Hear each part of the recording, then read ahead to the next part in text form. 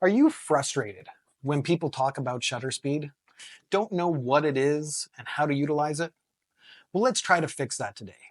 Shutter speed allows you to be a wizard. No, for real though.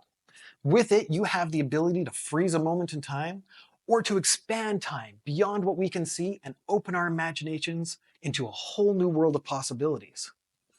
But like wizards, nobody's perfect at this right out of the gate. It will take time and practice to mix your spells together to get the results you want. To cast your spell, you need to know two things that correlate to shutter speed: how fast or slow the shutter moves, and how that affects the light coming into your camera. Now, shutter speeds are done by fractions, but don't let that cramp your style. Most cameras can go 30 seconds long to 1/8,000th of a second fast.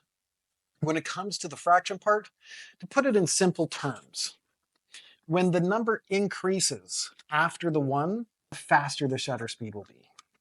As the number decreases in size next to the 1, the slower the shutter will be.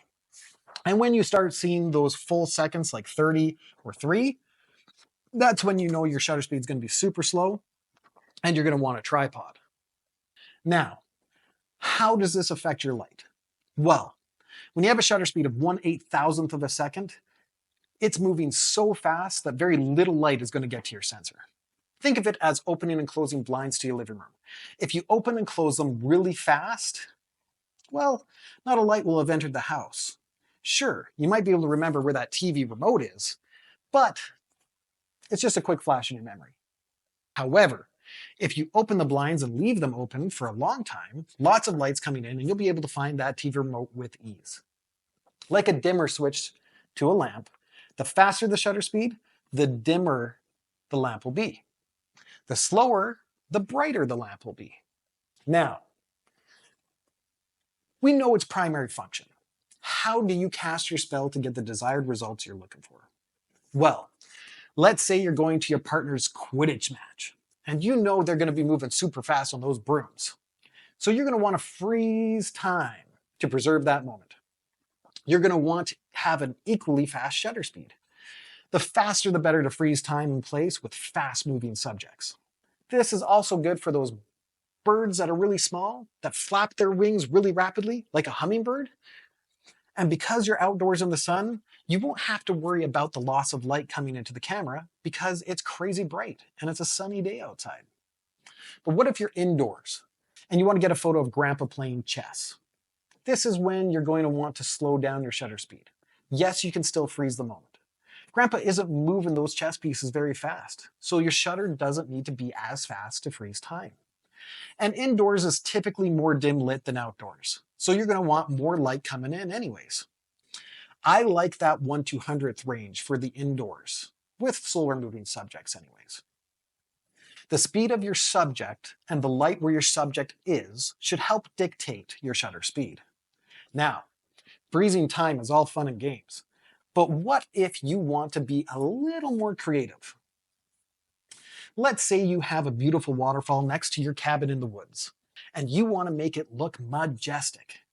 There are some things you're going to want to put in your camera bag before you leave. First is your camera. You forget that, and you got all those steps in for nothing. Second is your tripod. Yep, you're going to need a tripod for those extra slow shutter photos. Why?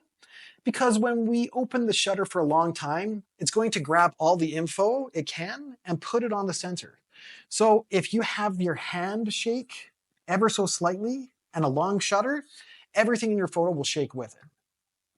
So now your bags are packed, you're headed out, you make it to the waterfall, and you want that mystical, magical feel.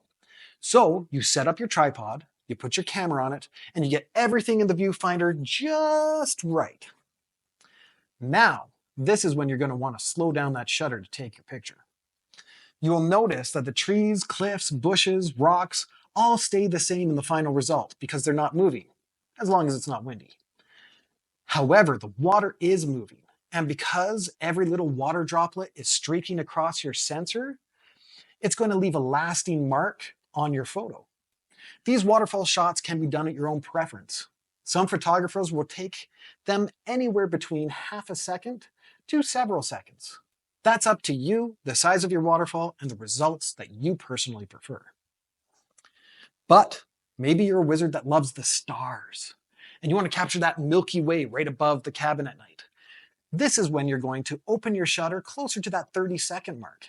And it's going to let in so much light to the sensor that the stars that we can't even see are going to show up. Now, astrophotography can get a little trickier than that, but we can get into that in another video if you would like. But for now, there you have it. Shutter speed. It seems hard, but it's really that simple. I hope you have enjoyed learning how to utilize the latest tool to the triangle of exposure and adding another lamp to your living room. You're almost there. In our next video, we will go over focal point and its simple yet fun ways it can affect our photos.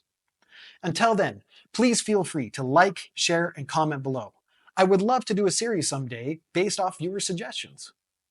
Until next time, thank you for watching Light on the Sensor Education. We hope you have a great time creating new art every day.